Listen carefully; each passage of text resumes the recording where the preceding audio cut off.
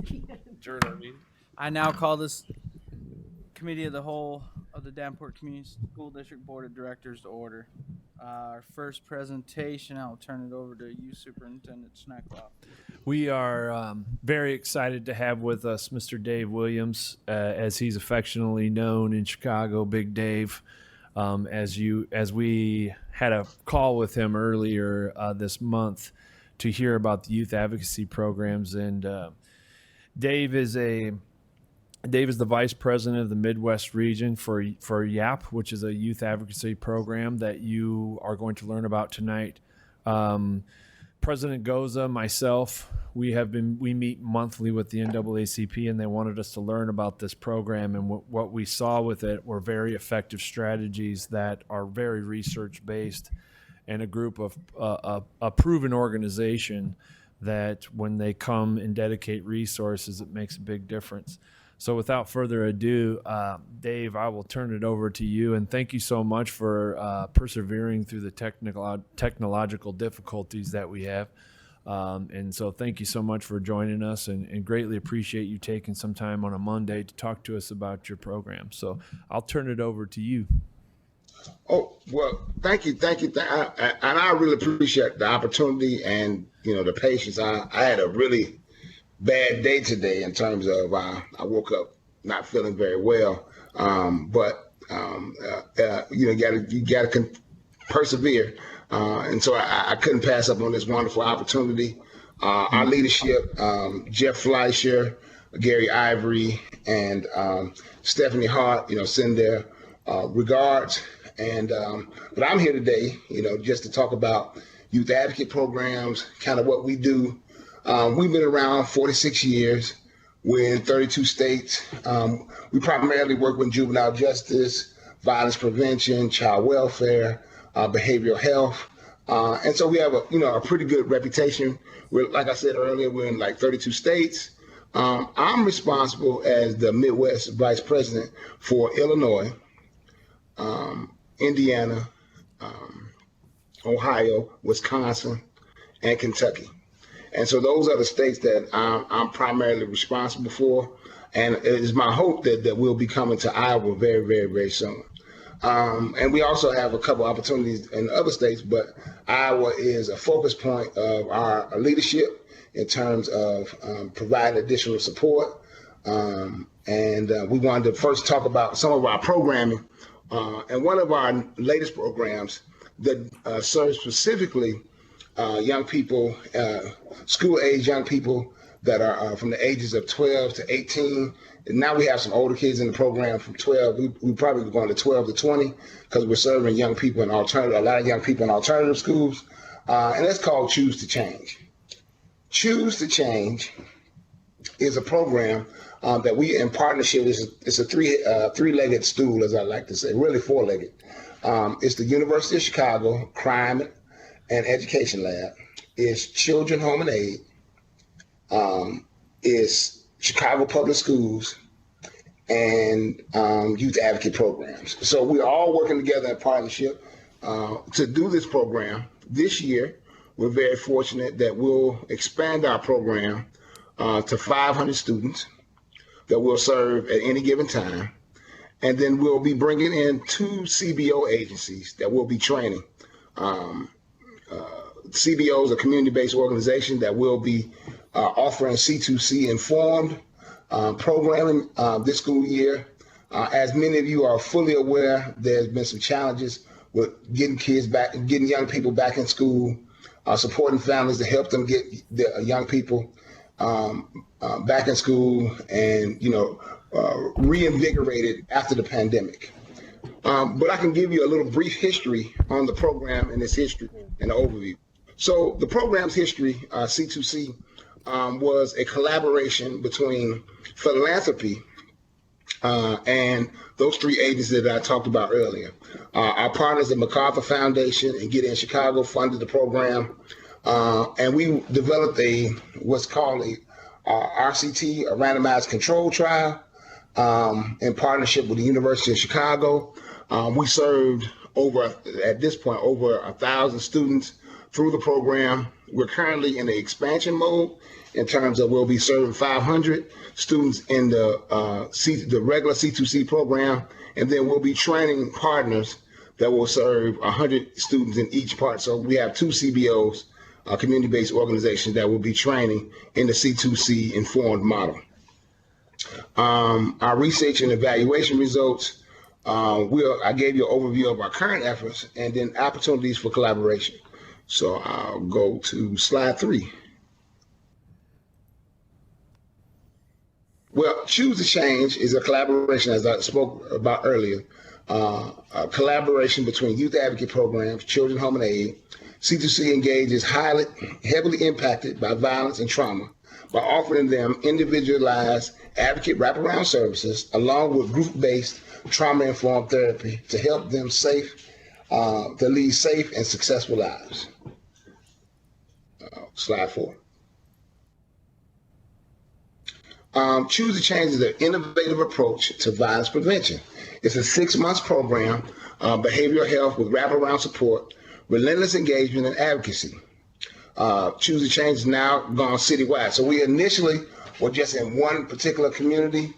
Our program has been focused by our chief partner, Jadine Chow, who oversees safety and security for Chicago Public Schools. And we'll be targeted to Tier 3 students. So these are the Tier 3 students are the highest risk students that CPS has. And we'll also be helping those kids get back in school,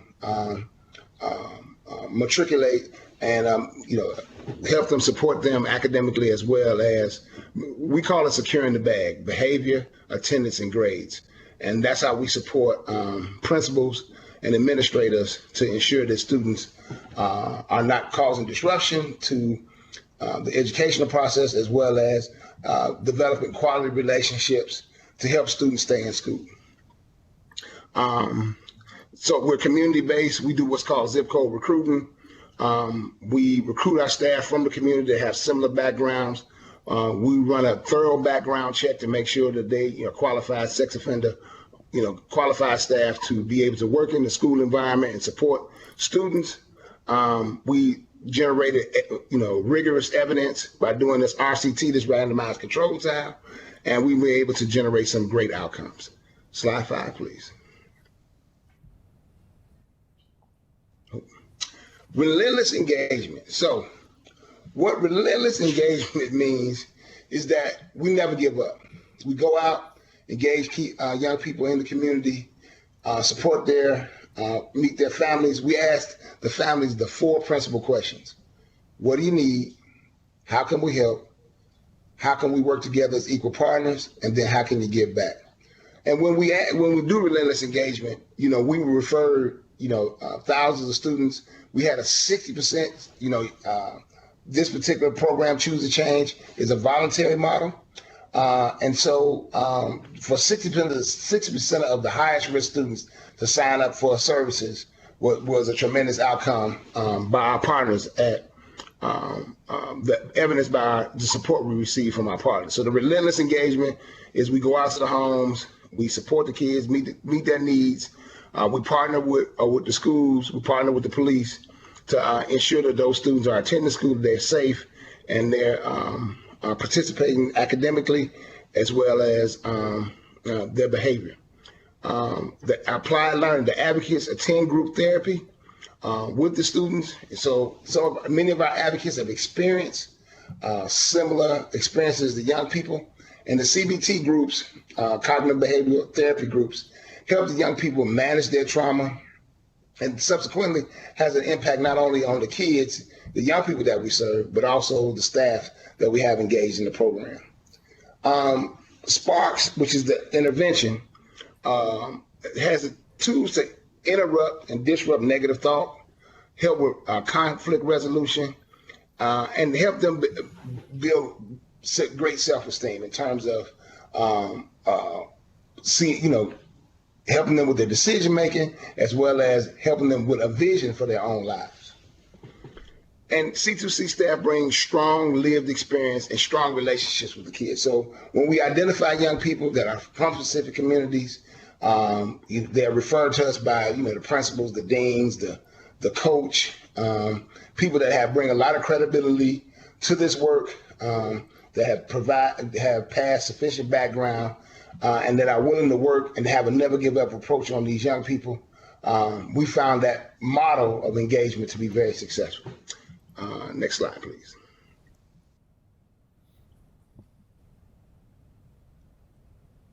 So referral sources. So we have community partners that refer young people, public agencies, individual CPS, and elementary schools and high schools. So if we were able to start this particular program in Davenport, we work with you all to work with the principals and identify the students that are the most in need, that are your famous students, the students that are causing the most challenges. We go in, engage, like I said earlier, ask the families the 4 principal questions. What do you need? How can we help? How can we work together as equal partners? And then how you can give back at the end.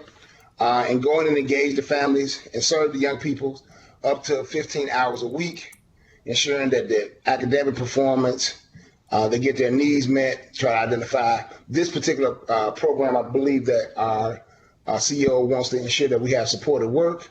And supported work is a component of our program where they get paid internships, where we identify based on their interests, places where they can, the young people that we serve can identify employment. And sometimes just addressing their economic needs and bringing certain resources to the table helps kind of alleviate some of the negative behavior. And then also having an advocate working with you and your family and, giving you a sense of hope. And developing what's called a child and family team with the community involved with the school and establishing, solid relationships. As I spoke to earlier, recruitment, YAP directors and assistant decks reach out to engage youth that you all refer to us. And then we start engagement. We start activities. We work with the coach who's a clinician to provide the students' needs. On here they're saying 12 to 18, but we now have a little older because we have a lot of young people that are in the alternative schools that are a little bit older students. But initially, the initial population was, we felt as though the transition from what some people call middle school to high school was an area that we need to engage. And the average age of the student that we engage is about 16. It's moving up to about 17, but we also figured that we had to be able to engage those students that are transitioning from 6th, 7th, 8th grade to high school in order to ensure they have a healthy transition and receive the support they need, because that's a crucial period in student development. Next slide, please. So before the program, I referred to the program. Y'all connects with the youth to the family, engage the youth. We consent, we get, the normal consent process. 1 month in, we're establishing relationships. We, figured out what the youth's goals are, met the needs, established the values, individualized plans. And then month 2 and 5, that's when they begin the group therapy sessions. The mentorship is between 5 and 12 hours, wraparound support and advocacy, and group activities for new experiences. So, and then at the 6-month mark, and sometimes it may be longer, sometimes it takes 7, sometimes it takes 8 months, but the youth discharge with a successful discharge plan. And then what we really, really try to do in the community is identify other resources that we can help our young people with warm handoffs to other resources that are in our community. So that's why it's important that we hire folks from Davenport that are familiar with the community, know where the resources are. So even when we bring the funds to a community, we, 95 to 96% of the revenue that we generate in the program that we bring to the program goes to people that live in the Davenport, the Davenport, Iowa community. Next slide, please.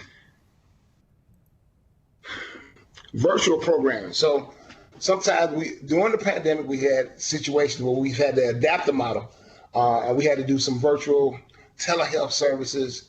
Many of the clinicians had to do their sessions via virtual engagement. So we were creative enough to figure out a way to have help families with technology in terms of having access to technology, as well as learning those systems in terms of whether it was GoToMeeting, Google Classroom, or Zoom, where we were conducting whatever platform. We ensured that the families were familiar with the platform to ensure that they can engage in virtual learning.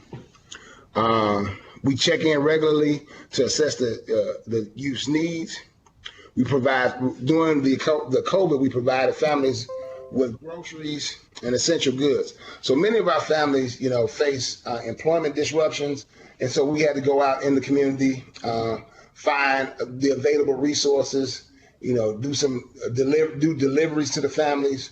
In some cases, we had to go grocery shopping because many of the families didn't have transportation.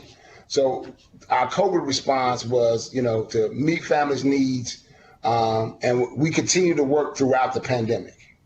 And then we were also very, very, very fortunate that the city of Chicago and Chicago Public Schools gave us the opportunity to have virtual employment for the young people. This past summer, we served 800 young people through a program called You're Not Alone. And I'll send TJ a link to that. There was, we had high school students who worked with seniors that were part of Chicago Housing Authority to really, learn about the history of Chicago, learn about, the importance of, their education, the importance of employment.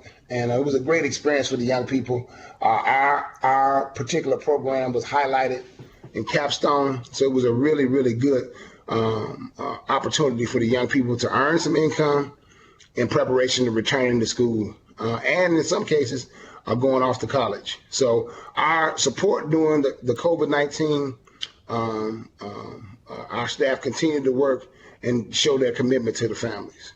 Do we have any questions so far? No, you're doing great. Keep rolling. Okay. We typically ask our questions at the very end. So okay, all right, thank you. And then next slide, please. So the research, motivation was Chicago youth have a diverse range of aspirations, but their road to success is often blocked or cut short by structural racism and inequities they cannot control. So again, some of these, what our program supports is, we try to straighten the road out for the young people in terms of some of the challenges that they just have by living in concentrated poverty, in segregated communities, and areas where they face trauma and stress. So what C2C does, along with the CBT component, is give those young people the skills to be able to navigate difficult circumstances. Next slide, please. So C2C, unlike any other school-based programs, engaging hard-to-reach populations. So the average, as I spoke to earlier, the average take-up rate was 61%, and this is a voluntary program. As many of you are fully aware, teenagers don't always want to cooperate, but for us to get a 61% take-up rate with this particular population was outstanding. C2C has a no eject, no reject policy. Unlike traditional school programs, C2C engages the youth marginally connected to school or already involved in the juvenile justice system. Next slide, please. So C2C serves youth who are just as involved or disconnected from school. So 21% of the kids in the program were homeless or had unstable housing. 37% of the kids have a prior arrest. 24% of the young people have an individualized education plan. 95% African American. 30% of the school days in the prior school year were missed. 22% were not enrolled in school at some point during the prior school year. The 41% female, and the average age was 16. So we were able, this is a snapshot of the population, some of the challenges that they came with, and some of the opportunities for us to really engage and demonstrate the effectiveness of the model. Next slide, please. So C2C operates in communities with the highest level of gun violence. Initially, we started in the Inglewood community, and many people have heard of the Inglewood community. And now we've branched out to the west side, expanding our catchment area, and we are serving the toughest communities that are in need of support and the resources necessary to support the young people in terms of their matriculation through the education system. Next slide, please. C2C was evaluated through a randomized control trial. So what a randomized control trial is one group gets treatment and then you have a control group. And then they evaluate the group that received treatment versus the control group. And some of the outcomes that we're going to talk about shortly were generated from this evaluation. Next slide, please. So C2C keeps you safe in the immediate and longer term. So over the course of 2.5 years, C2Cs reduced violence by 48%. So by 48% violent crime arrests during the program. And most programs can do great work while the kids in program. But what we found with C2C is after a year and a half after completing the program, they still had a 38% reduction in violent crime arrests. And even 2.5 years later, almost 3 years later, it's still a 33% reduction in the probability of any arrest after 2.5 years. So those are tremendous outcomes. And there's been, a lot of documented of the success of the program. Next slide, please. So increase in attachment to school. So we increased attendance at school by at least 1 week, so plus 6%. And then we reduced in-school misconducts by 33%. Next slide, please. And, C2C leaves a lasting impression on the young people. One of the program participants said, the influence, intelligence, experience, he'd been there, done that. He'd been my age before, but I hadn't ever been his age. And I'm trying to get there, C2C alum. I've learned how to walk away and not act on everything and make permanent decisions on a temporary situation. So again, this is just a highlight of one of our violence prevention and education programs. I think are most reflective of TJ and I's conversation in terms of what the needs may be in the community, in terms of supporting young people that are at risk, that this may be a good intervention, but our CEO and our president and our chief programs officer, we received funding from the Steve Ballmer Foundation, him and his wife, donated to YAP $20 million. And what YAP is doing is going to various communities and investing some of those resources to meet needs of the young people in those particular communities, young people and their families.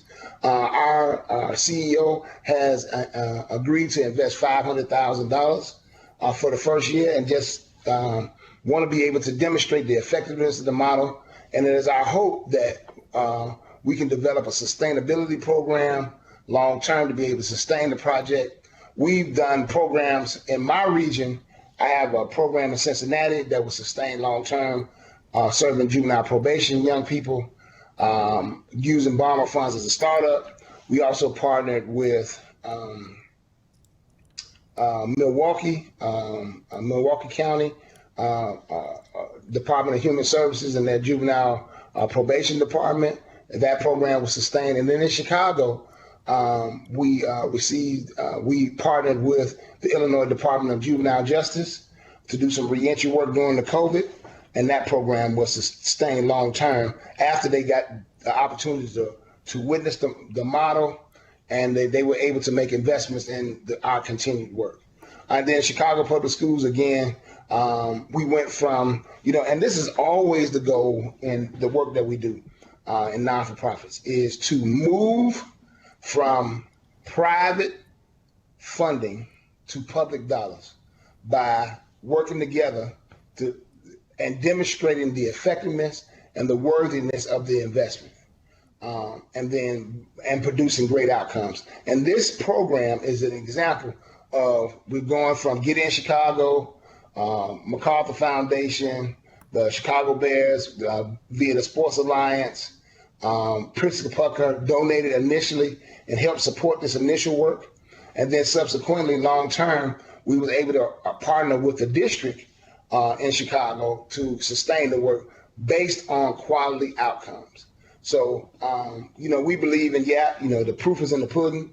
And our CEO and our president and our chief program officer believe in putting their money where their mouth is.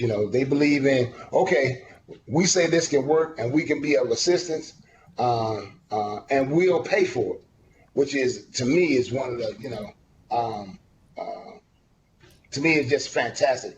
In my almost 30 years in social services, I've never had, somebody take their own time and treasure to, one, support communities, two, to train people in that community, in that model, and really to invest the capital in a community to ensure that all those resources go into that, all the revenue, the gift that we receive go into that community and support the young people that we all want to see great outcomes for the kids and families. If you have any questions or concerns, please let me know. And I'd like to thank you. Well, thank you very much, Big Dave. I'm going to go around the room and ask board members if they have questions. I do appreciate you putting together a slideshow after Superintendent Schneckloff and myself met with you all. Yes, sir. And you pretty much touched on, I think, everything that we asked you to present to us, so I appreciate that. Are there any questions? Director Beck. Hi.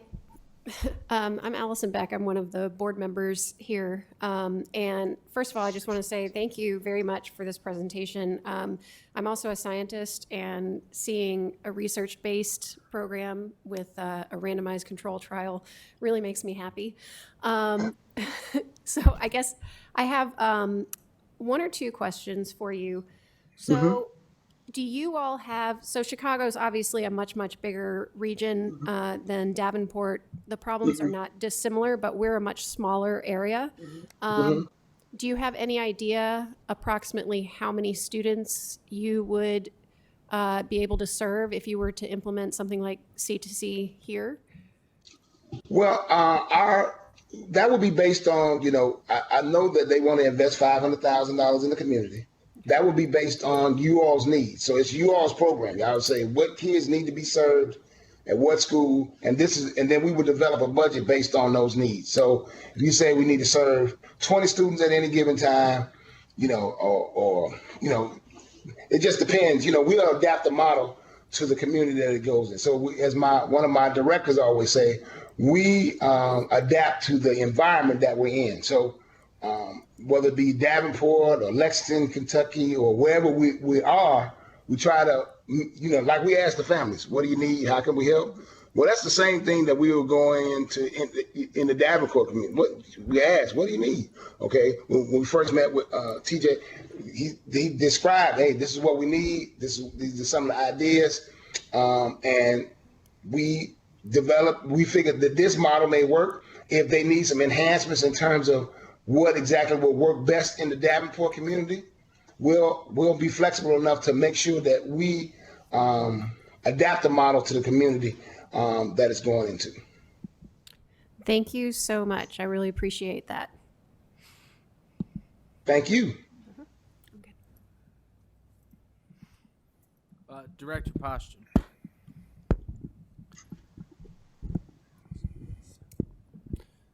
Mr. Williams, thank you for your presentation. One question I have is, you mentioned when you start the program, you engage family members or relatives and to get started in the program. One concern that I have, this year we had summer school where we used a lot of ESSER funds, hired a lot of teachers, I identified students that were falling behind in school, and yet, so they were provided, this was provided at every building, and they were provided lunch and breakfast, and the participation was quite low. Overall, it was 30%. Some buildings, it was only 10%. So my concern is, how are you going to get these students engaged if they don't have family members there or family members that just don't care at all? And so that would be my question. How are you going to engage these people? Well, yes, sir. That's always the question, and I definitely. Well, two things that we figured out. We sometimes we have an expression called herding the cats. We herd the cats. All cats think for themselves. They herd the cats.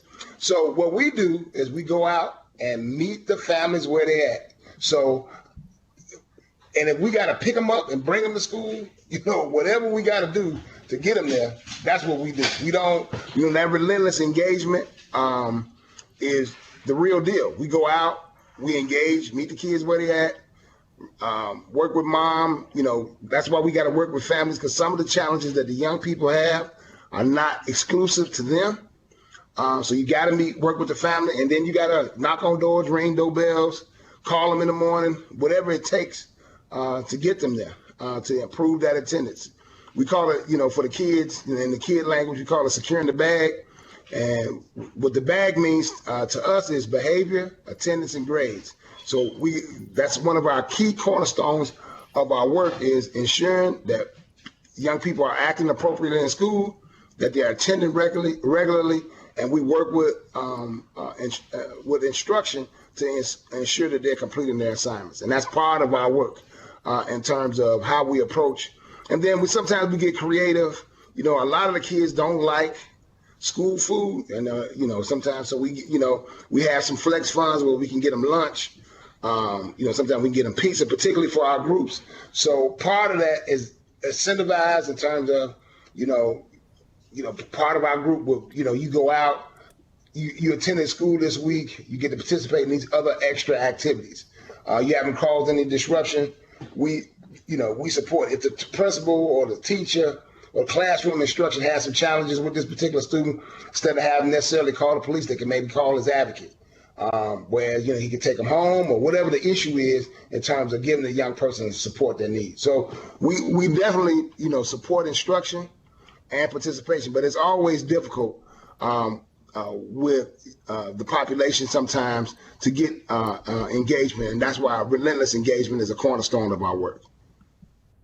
So to piggyback on that, I think one of the key components that interested me about this is that relentless piece is great. Our staff are sometimes relentless as well.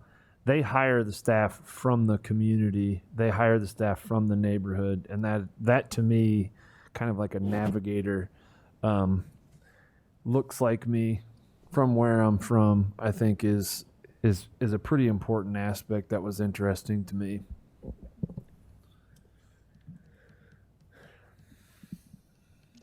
Did you have any other questions?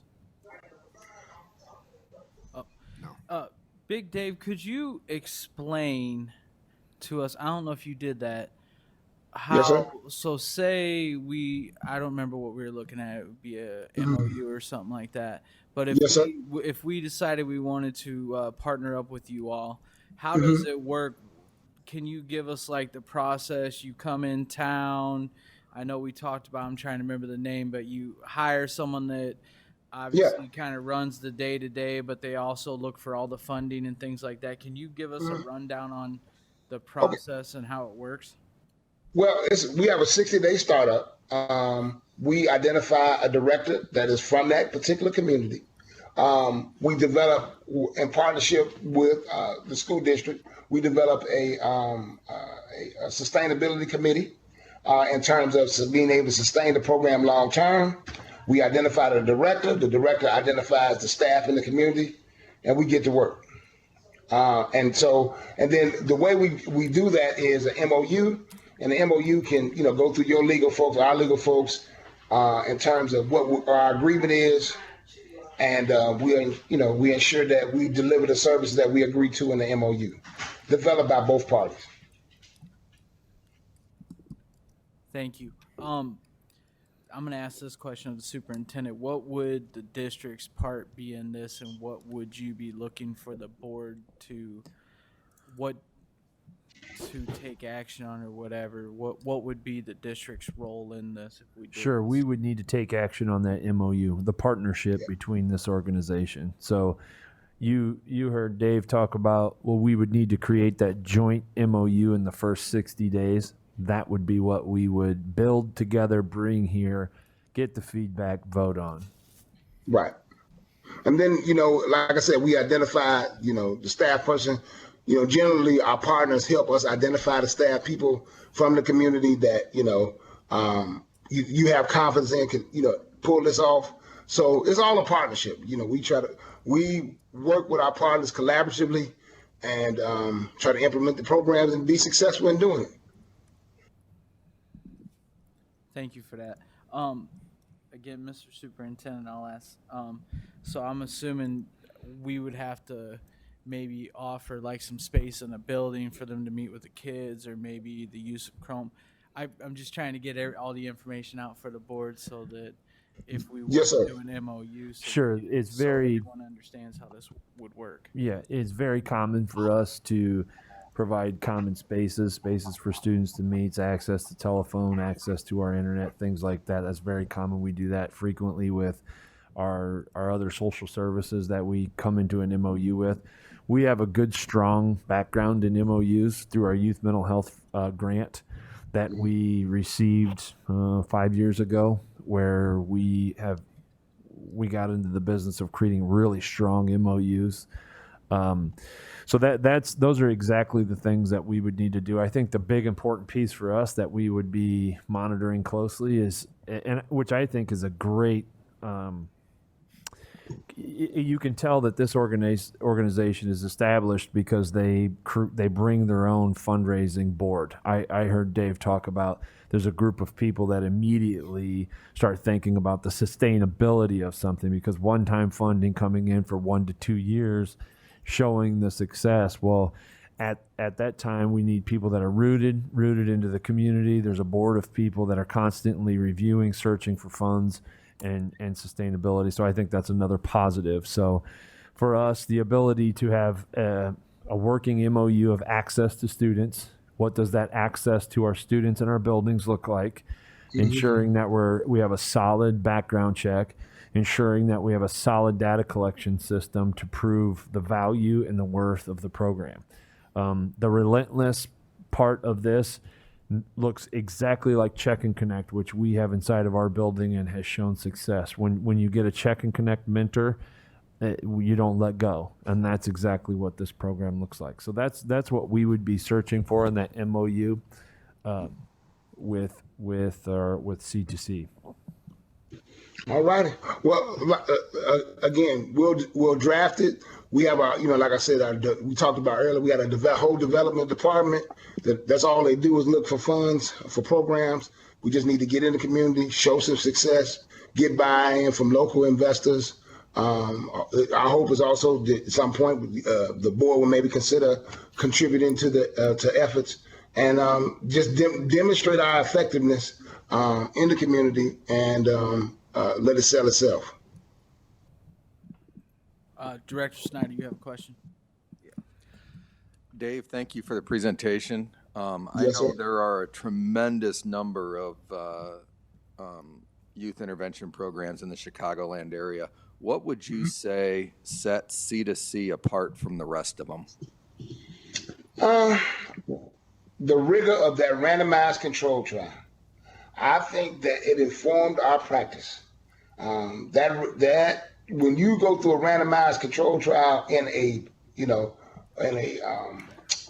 like a non-for-profit organization, you have to really inform your inform your practice, and also really understand the logical model and have fidelity to what you say you're going to do in it. So it's a learning experience in terms of one of the benefits of working with YAP is that we have resource-rich environment in terms of what I mean is we got the support center. We got good leadership in terms of oversight. I'm not that far away. I'm 2.5 hours away. We have a smaller program in Peoria already that we already operate. So that's not far away. So putting us all in the Midwest region and with all those supports and all those key learnings that we've had going through this experience of a randomized control trial has helped us elevate our profile. Also being kind of how we operate is kind of apolitical. So we don't really get involved with politics on that. We just do what's right. And so we've experienced a lot of, and I don't want to get too religious, but a lot of grace. We've experienced a lot of grace in terms of us doing good work, people seeing the good work and seeing this impact, and then having the supporting evidence to say this actually works. Just helps our organization, helps our programs tremendously, because everything now is evidence based. You gotta have, the proof got to be in the pudding. You got to produce evidence to say that this works. And if you can't produce the evidence, people are not likely to make those investments, whether it be public or private dollars, because right now there's a lot of funds out there, because of the COVID funding, but in normal climates, there are limited funds, and the funds have to be targeted to things that work. Director, did I answer your question? Yes. Okay. Are there any other questions for Dave? You have anything else? Did you have anything else you wanted to add, Dave? No, sir. I just, like I said, I look forward to the opportunity. One of the things about working at YAP is you could do it in Chicago, but let's figure out if we can do it in Davenport. If we can have an impact, I'm a guy that likes challenges. And so given this opportunity, to prove our effectiveness is something that I wholeheartedly support. And I think the commitment to the communities and the support we can give young people, I think we can have a pretty good outcomes. Thank you. If you could just hang on for a few minutes, Dave. What I'm going to do, I'm going to go around and ask board members kind of where they're at. Again, I do appreciate you putting this presentation together for us. I do appreciate you all meeting with myself and the superintendent. I think we met for like an hour or something a little bit ago. Myself, I think this will be a good thing for us. I mean, especially when we went over the SRO data and, calls for service and stuff. That's not 4,000 kids or 400 kids doing that. That's maybe 10 to 20 that are, doing a lot of this stuff. And if this is something that a program that we could partner with to kind of help our youth out, I mean, look at the things that are going on in our neighborhoods, out in the community, and then it pours over into the schools. Well, then if you have that disruption during the school day, that takes away from students' learning time, and other kids and things like that. And, I mean, obviously it's a proven program. They're all over the country. So I don't even know how it came about, but I'm glad they reached out, and I'm glad we were able to meet with them. And then I wanted to bring it to the board to kind of see what the board thought of this. Obviously, on our part, it would just be an MOU, kind of like we have for the SROs and things like that. So what I'm going to do, I'm going to go around the room and kind of ask you all where you're at with this. And if you have any other questions that come up, that's why I kind of had Dave hang out. Did you have anything you wanted to add? No, that's exactly what I was going to say. Okay. I'll start with Director Beck. I love that this program is evidence-based, has a focus on sustainability right from the beginning, and also is focused on using people from the community itself, which is part of that sustainability piece. Given the issues that we have, I think it would be something that we could definitely form a really strong partnership with, and with the ultimate goal of our community supporting all of these kids in the future. So Thank you, Director Snyder. I'm in favor of discussing it further. I have obvious questions and concerns from funding to how does this differ from intervention programs that we already have, say Boys Town. How many students can we serve with it? Lots and lots of questions, but I definitely, the control group part of it is the intriguing part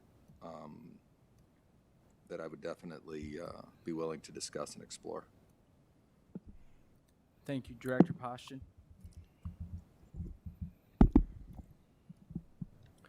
Well, yeah, just like Jamie said, I have a lot of questions too, but I think it's something that we definitely need to look into. I've made the comments before that we only have these kids for 6 to 7 hours every school day, and we need the community support. But I will say I'm frustrated as hell with the participation we had in summer school.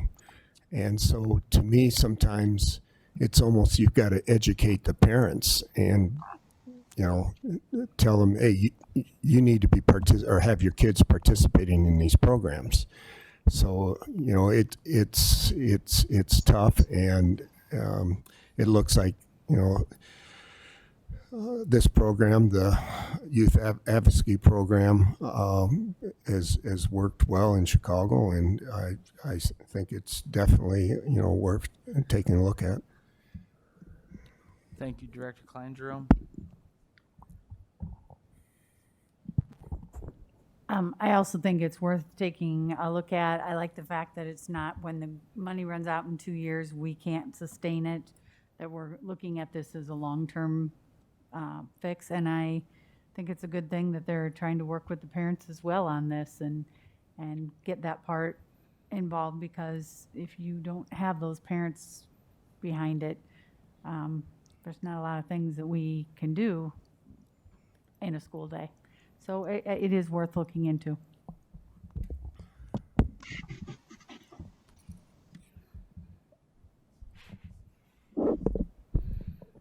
Did you have anything you wanted to add? Would Sure. you be able to answer some of the questions? Sure. So, how about Dave and I work up an MOU and work on some of the questions that we had, and if we could gather some of those questions that we had from tonight by sending those to Brenda. I think you had some great questions. Sustainability. So you had some really good ones, Jamie. So if we could capture those and everybody else, the questions that you had, and make sure that they're addressed in the next presentation. So I recommend that we build the MOU, bring it before the board for discussion, and if we decide to move forward, then we can vote it in and get started. Sounds like a natural progression that we're used to utilizing. And for that discussion part too, what role the district has as far as financially and all that, Sure, absolutely. so that way we know how it's working and what we can do or whatever. Is there anything else that anyone else would want to know as far as information for them to get together for us for another discussion after an MOU, or something you'd want to see included in that or anything like that? No, but I don't think Linda got You didn't ask Linda. She's abstaining.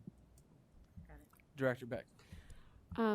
One thing that I would want to see is how this group works with the SROs as well, because I know we just worked up an agreement with our SROs to collect data and things like that. And if these are students who are justice involved somehow, typically they're going to also be the ones that are interacting with the SROs. So I think a little bit of information on how they work with school resource officers would be helpful for me.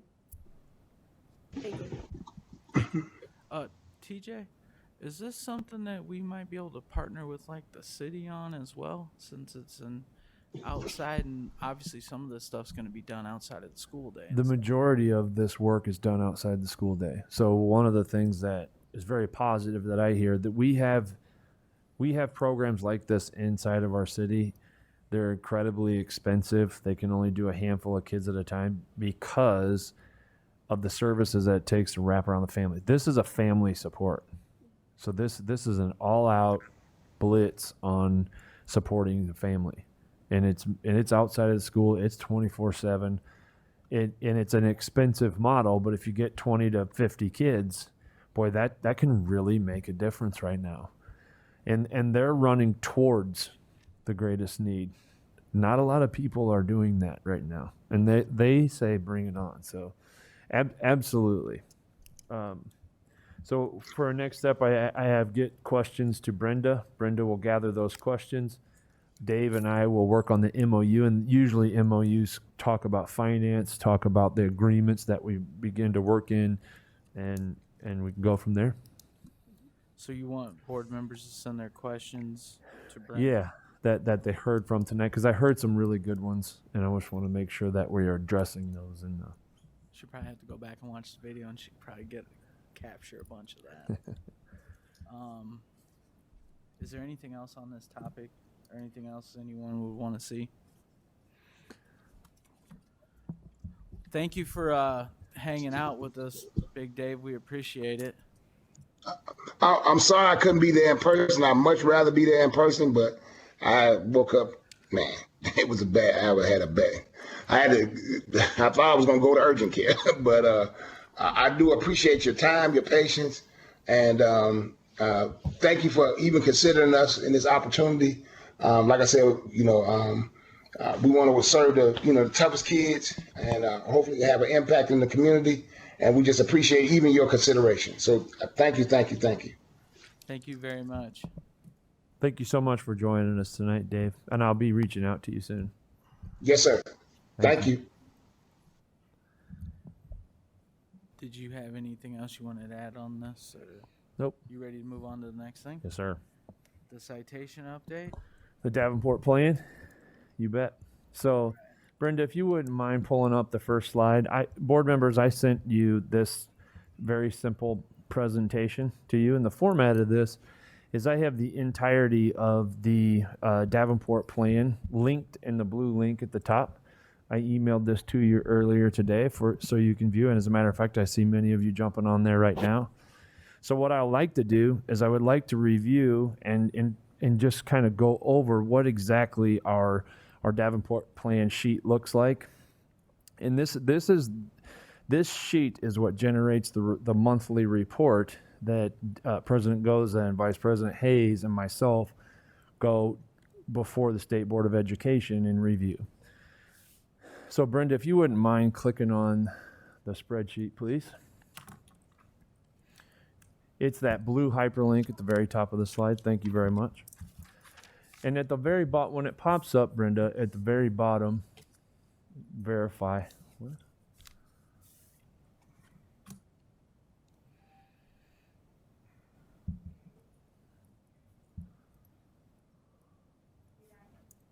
Yep. Give me 1 second. I see Brenda in there already.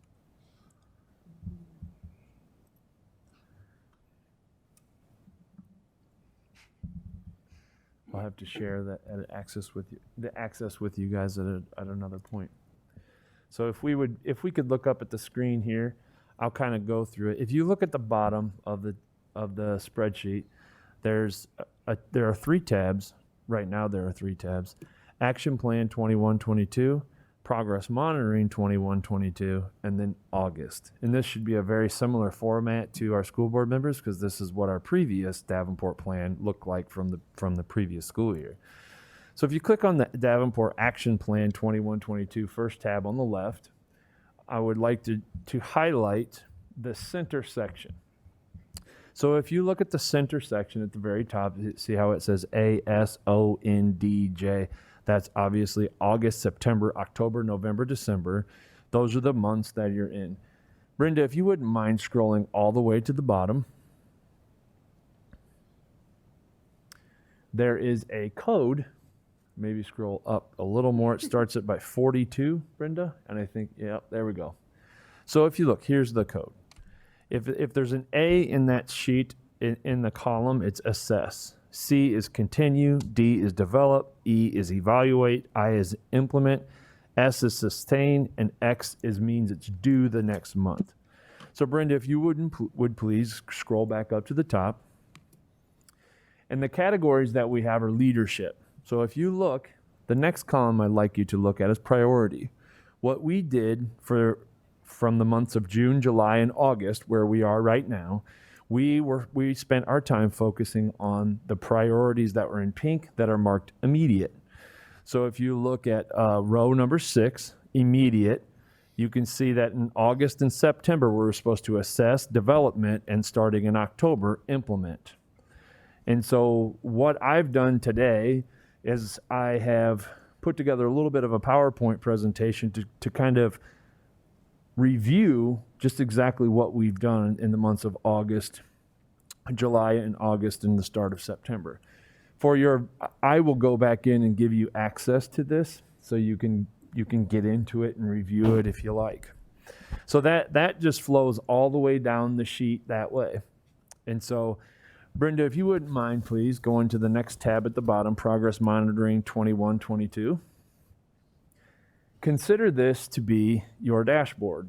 So if you look, it looks very similar. You can see the priorities are there, the state board established goal, and then from there, there's the most recent percentages, and then there's the most recent number markings. But this is how you'll be able to compare 1 month to the next. So when it's time to do the September one, we'll put that in there. When it's time to do the October one, we'll put that in there. And that's how we will continue to monitor our progress. So if you would please go down to the very bottom of this sheet, Brenda, it would be around 42 again. Thank you, Brenda. You will see, let's go to, that has the same progress monitoring on there as assess, continue, develop, evaluate. So the purpose of this sheet is to allow you to see the difference between August, September, October, and moving forward. Now, this is a sheet that the Department of Ed owns, and so each time we upload, they have to tweak some of their formulas. So the August sheet is supposed to populate some of the other things, and when they get it, they tweak it. So Brenda, please go to the August sheet and scroll all the way to the bottom. I think it is, again, 44 and 48. You're doing a great job keeping up, Brenda. So this one I want to share with you because this is where you see the numbering system. So if a 0 indicates that we haven't started yet, that means there's little to no organized effort around this, and the completions points are 0 to 5%. 1 means that we've started it, and that's anywhere from 6 to 35 completion. A 2 means you're working. That means a team of people are done developing a plan and they're in active implementation phase. 3 means you're nearing completion. This means a team of people are nearing completion of the defined work. And 4 means you're complete. That means their team is 96 to 100% complete. And so as you review this, Brenda, if you'd like to go to the top, I can share with you in rows 6 and 7, Brenda. Brenda, you are knocking it out of the park. Let's just say row 6, or what's she on? Row 6 would be fine, Brenda. So you can see that we've marked database decision-making immediate. We've marked it at 3. We're 60% short, or we're 60% of the way there. And then we put our notes in there. What did we do? How are we accomplishing that? And then what is the evidence of that? So Director Poston, you were actually at this day, the District Student Achievement Team Day, where we rolled out some of our database decision-making information in that work session. So that's kind of the overview of that sheet. That's how it will tally. That's how it will work. It is up to us. When I say us, it's our cabinet to fill this out. So our cabinet, we meet on Mondays and Wednesdays as an executive cabinet with everybody, and an instructional cabinet on Wednesdays, and we worked hard to put in the things that we are focusing on now. One thing that you'll notice as you go through this sheet, we are really focusing on the immediates. So those are the things that we have to, those are the do-nows. So Brenda, if you wouldn't mind going back over to the PowerPoint presentation and clicking on slide 2. And I'll kind of read to you some of the highlights that we're working on. And some of these should be reminders to you because we've been sharing this with you all along the way. So really, this should be you should feel this as a success, as establishing some of those database decision-making processes. Dan would call them a SWOT. You know, some of us would have different from our own professional worlds. What does this look like?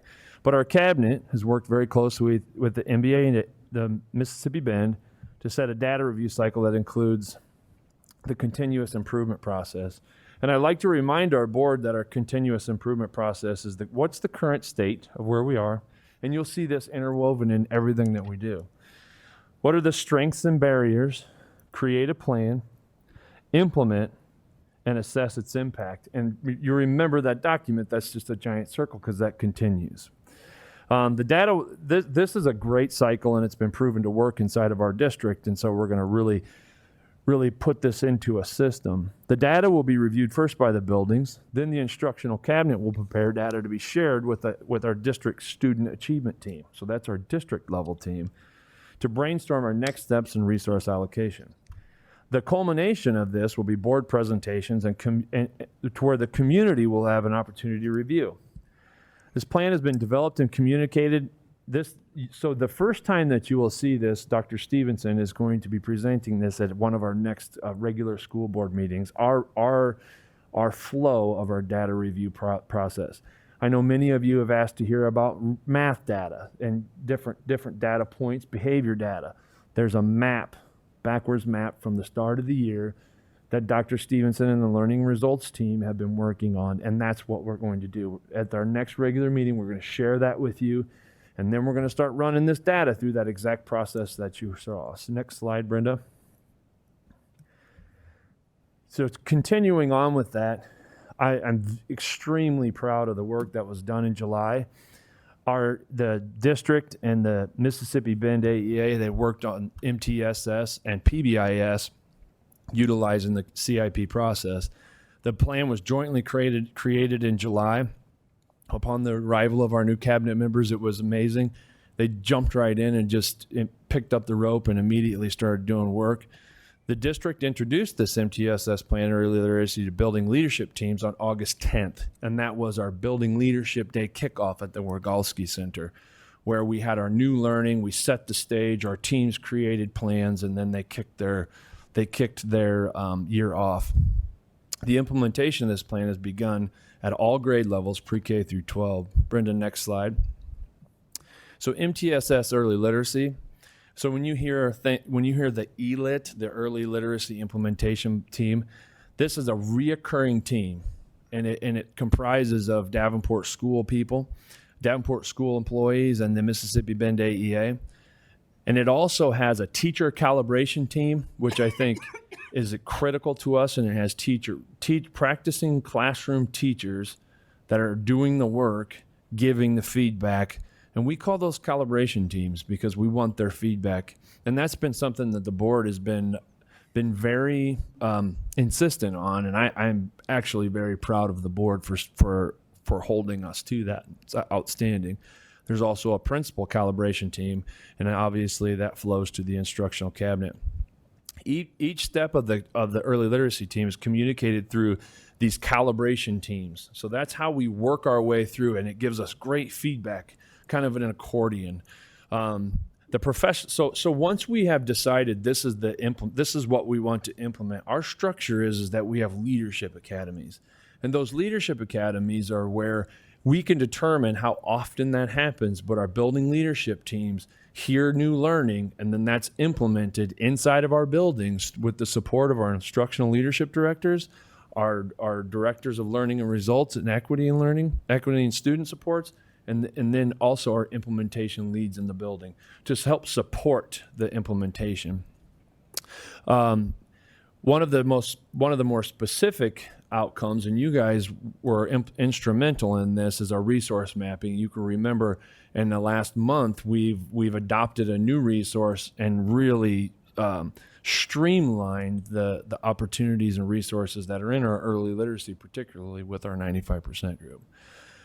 The next one, 100% of our pre-K grade, pre-K 6 building administrators, teacher innovators, and reading coaches attended training on August 9th. That's the day before our big BSAT summit. regarding the utilization of universal tier tools. The training set the stage for the BSAT Summit the next day. 100% of our pre-K grade level teams, the student achievement teams, reviewed the district and building current realities of the BSAT Summit. So they began to, what does that look like inside my building? So that way, on the first week of school, interventions were started. And I'm incredibly proud of that, because that's really hard work to get off and going. But when you have the data for where are your students and how are they reading, you really should start as soon as possible. Going into PBIS, so a lot of this work we had started. We were on the right path. We just needed to pause it to get to crisis response, violence prevention. And so we have already begun to gather some of our social, emotional, behavioral health initiatives. Right now, our program director, Lisa Baxter, is reviewing and updating that list.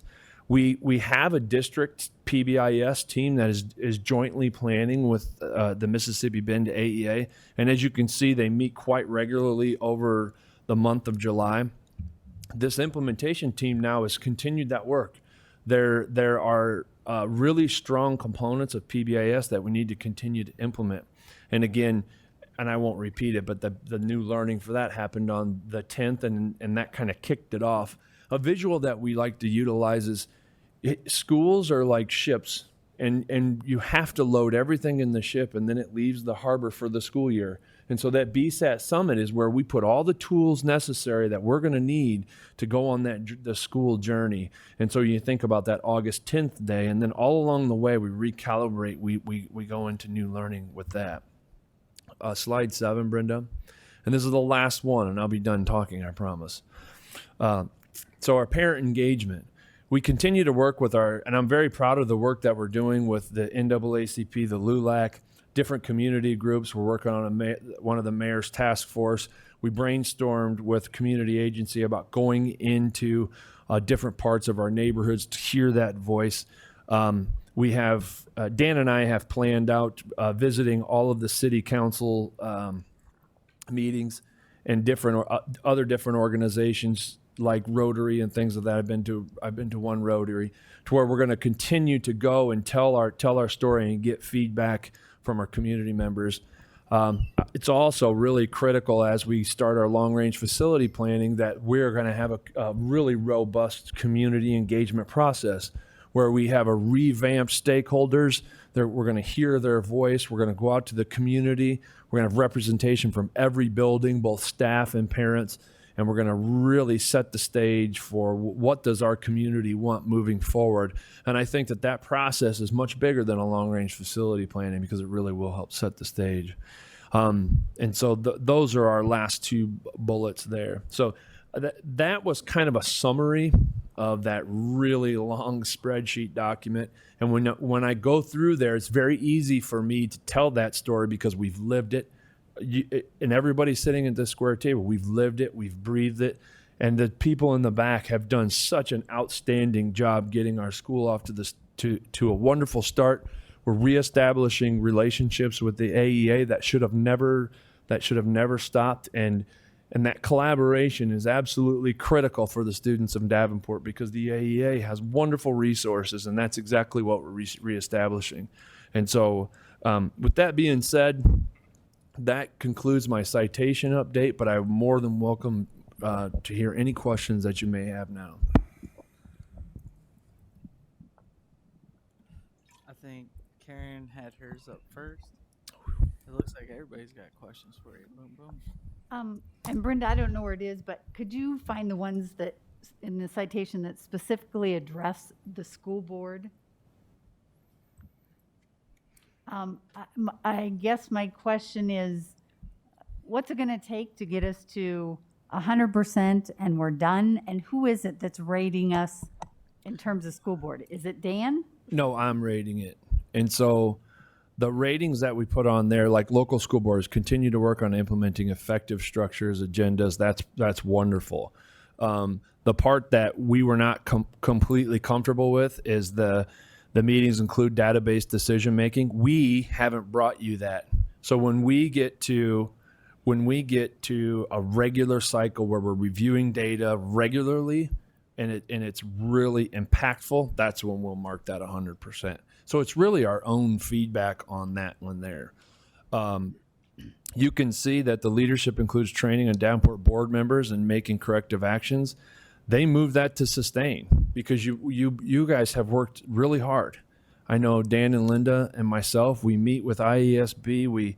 I doubt anybody is in depth every month. Great review, heading in the right direction. So that one is sustained. So I mean, that's a huge celebration for our school board members and the work that you've done. It's quite incredible. So I mean, that's a celebration, Karen. That's why we didn't mark that, because we don't feel like we have brought forth that cycle for you. And so once we do that, we feel very confident that we will be able to mark that one done. This is our plan. So that's kind of where the thought process was on that. And then my second question is November. November sticks in my head. Is 60% on a lot of these things going to be enough to get our accreditation back and get us off this path we've been down for over a year? I mean, it troubles me we're not at more 100%, and so. No, that's a very good point. And if you look at, let me try and find one. 14, please, Brenda. So you look at MTSS or literacy. It says develop, implement, due in October. So if we were filling this out 1 month later, it'd be 100%. So if you really want to dig in and see, okay, where are we? Are we ahead, late? Really, where are we in terms of our accomplishing these goals? That's where you can tell. And so to be an accurate reflection of exactly where you are is probably the most important thing, because it's our plan to utilize our own progress.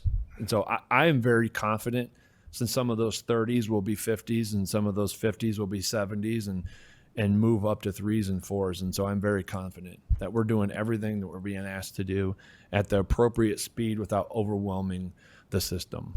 That's a great question, though. Thank you. Is that all you had? Director Poshin? Well, I had two questions, but Karen already nailed one of them. But again, just to kind of echo what she said, is I plan on, come November, we have full accreditation.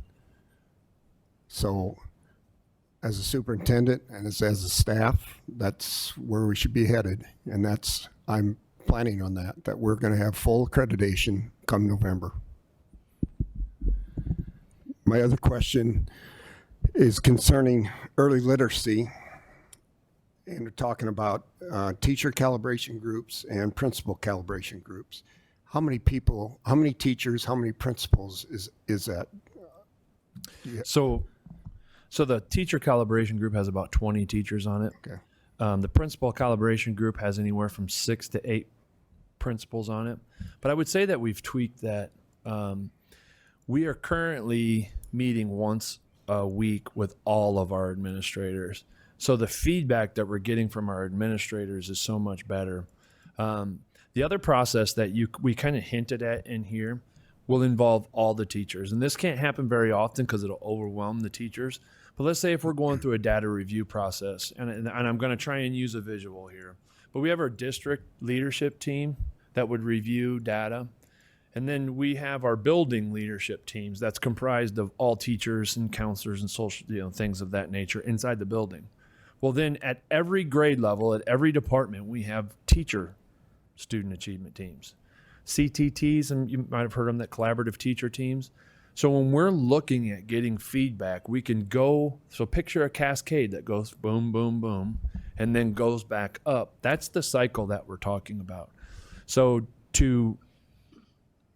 are we proficient at that? No, we're not proficient at that. That's the direction we're heading.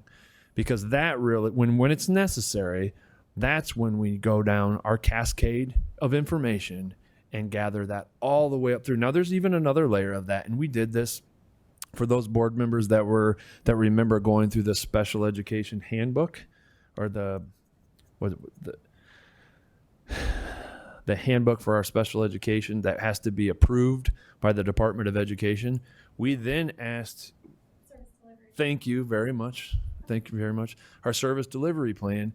We then had every building hold a parent and family feedback night based off of that. We put it on our website. We got feedback. So we have a model utilizing the current structure that we have that really provides an equity and voice with teachers, allows our building leadership teams to give the feedback, and then that brings it up for the district leadership team to really see what our next steps are, make resource allocations, and then make very strong, confident decisions. So that's a direction that we're heading with our data cycle, utilizing the current system that we have, so we're not recreating the wheel, to make sure we have a lot of a voice in there, because that's very important to our system. Well, I want to make sure that the input is coming from the teachers and principals. Okay, administration should be there for support and to help them along and give them guidance. But again, I want it coming from the teachers and principals. That's where the early literacy program, that should be coming from them. Okay, they're the ones that are hands-on with the students. So I want to make sure that it's coming from them. Thank you for that feedback.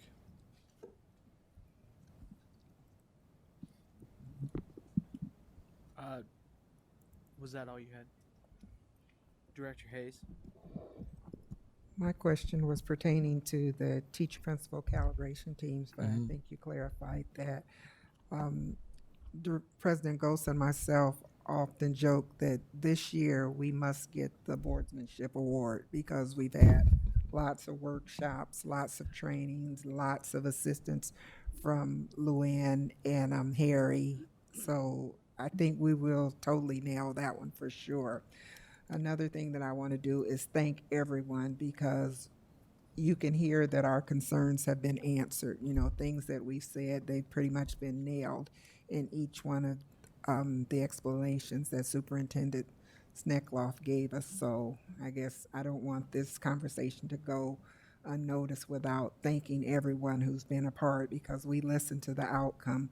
We don't necessarily be involved with any of the work that goes into the buildings, but you can see that it's coming back, and we have a way that we can track it and make sure that those things are being addressed. And if not, we have the opportunity to question it. So thank everyone involved.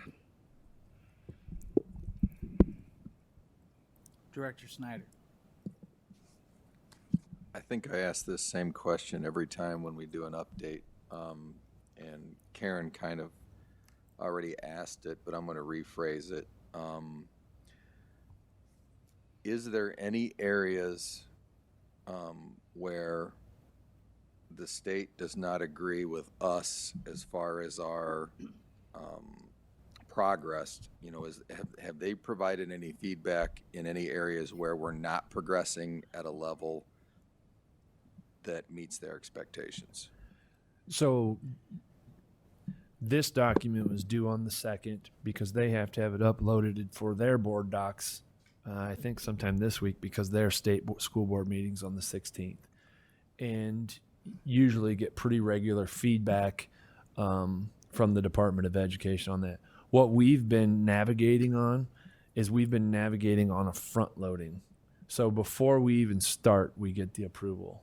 Before we even start, we are ensuring that we're heading on the right path with the appropriate pacing. And so our conduit for that, which allows us to continue moving at the speed that we need to continue implementing our plan, is Bill, Shane, and Kim. So they're the ones that, while we're moving, really double back with the Department of Education, ensure we're on the right path with the right pacing.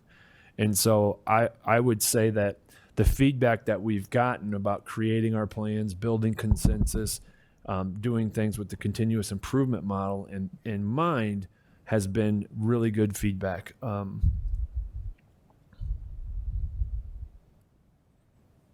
This is new this year, Director Snyder. There were a couple times last year where we had to make maybe a little bit of negotiation. Can you come up to the microphone so the folks at home can hear you as well?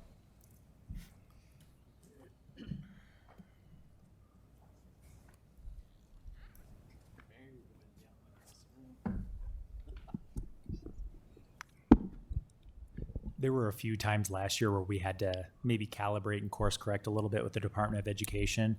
We're confident that given the amount of feedback that we've received on this year's plans with PBIS, MTSS, and early literacy, that we're on the right track. This is the first time that we've actually had to score. So there's a chance that we might get some feedback where we say those are miscalibrated judgments. That's for sure conceivable. But I don't think it's going to be something that is a hard pivot one way or the other. It's going to be probably some minor course corrections, but we do have to, like, these are judgments. We try to use the evidence to substantiate that, but there might be another perspective on that. And if that's the case, then we work through that disagreement and try to land on a solution that we think is a good place for Davenport. Thank you.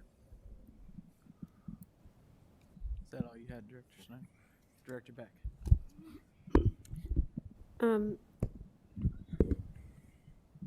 I kind of had some of the same questions, but I guess looking forward for sustainability, one of the things I've been thinking about is this. You talked about the ship model and launching, all the materials. I'm wondering, when we are implementing these big changes, right? And we have a launch day, like for instance, when we did the 95% curriculum, some of the PBIS things, our launch day is like August 10th, 2 weeks before school starts, right? And I guess my question is, are we confident we're not overloading the system by doing that type of thing? Would it be, and I understand the timing now, but maybe in the future for sustainability purposes, is this something we can start thinking about doing in April or May? If we know that big changes are coming along, we introduce them in April and May so that August isn't the first time, but it's more of a refresher, right? And that way we have a little bit more fidelity when we're implementing things rather than trying to work through the trial and error of implementation at the same time we are expecting teachers to do it. Does that make sense? Almost, I'm not saying we have to pilot everything, but sort of, just to me, it seems like this would be a more sustainable process in the future. But I don't know how that fits in with where we are right now. So I think that's a very valid question. The first part of it, the sustainability model. Here's what I know in education: when you have a team of people that have a plan and they roll that plan out, it is very effective. Example: when I go to our building student achievement team meeting and I watch a principal lead his or her building team on what does the first, second, third, and fourth days look like, and then you go into the building and you see that actually happen, that's the power of bringing a team together in April, May, June, July. So it's not so it's more sustainable over time. You chunk it out a lot better, and that's typically our plan. Okay. So we do kick things off with our very, very unique brand new cabinet coming in starting July 1, transitioning other people. That work didn't start until July 1. And that's why you hear me refer to the Herculean effort of July. And so the BSAT Summit is very effective because it allows buildings to come together and say, okay, the information that you heard, where are you on a continuum, and what are your next steps, and build that plan for you. What is not okay is to stay in one spot. You have to continue to improve. You have to put a plan in place, you have to assess it, and you have to move forward. So what does that look like in the future, to your point? Going through our data cycles, noticing what we need to change. Hopefully we don't have another really odd year where our data doesn't come back and it's very difficult to break down. We break our data down in a normal cycle. We do a needs assessment. Each building does a needs assessment. They determine what their next steps are, to Director Poshton's point. And then we kick the year off or go into the summer months for planning. A lot of our buildings plan. And then when we come into the BSAT Summit, usually in the first week of August, they usually have a pretty decent idea of the direction that you're going, the Davenport plan that we have, and it's very clear what are we trying to accomplish now, what are our next steps, and then it's our job as the leaders of the district to help the implementation, help support, and that's why it's really critical that those support leads are out in buildings. So I hope that answers your question. Yeah, basically, sort of the way we've done things over the last year or two is not necessarily the way we will always do things, because we've been on sort of an accelerated timetable, and obviously the world's been, pandemic. Yeah, Okay. I would say that's very fair. Okay. And I would say that the process that I just described is not brand new. It's just tweaking, maybe less, maybe more ownership at the building level. You know, those kinds of things that we're beginning to discover. So I think that's also really important to know and understand that our buildings are used to that process. Okay. So Well, thank you for the question. Yeah, no problem. Thank you. I would like to echo Director Poston's point that I want to make sure that we should make sure that we're hearing that feedback from the teachers regularly. They're the ones that are on the ground, so to speak, the front line. And so I think in the past, we've tended to dictate from on high, not me personally, but we as a district, and not listen to that feedback from our teachers. And so I'm looking forward to seeing how that cycles through with the data. Any other questions? Director Poston. Just one quick one. There has been nothing in the last 2 months that we've been late on as far as the state is concerned. Is that correct? That is correct. I mean, I can't think of anything. Any other questions? I will say I appreciate the presentation on this and kind of front loaded this on how you were going to roll it out and then did that. I will say from going to all the state board meetings, it's definitely a different atmosphere when you walk in there. And I always ask, and you can ask Vice President Hayes this, I always ask Dr. Lebo and Miss Williamson how we're doing. Are the reports getting in on time? Is there anything that we need to be doing more of? And it's all been positive. I'm gonna knock on wood because I don't want to jinx that. But they've been very positive.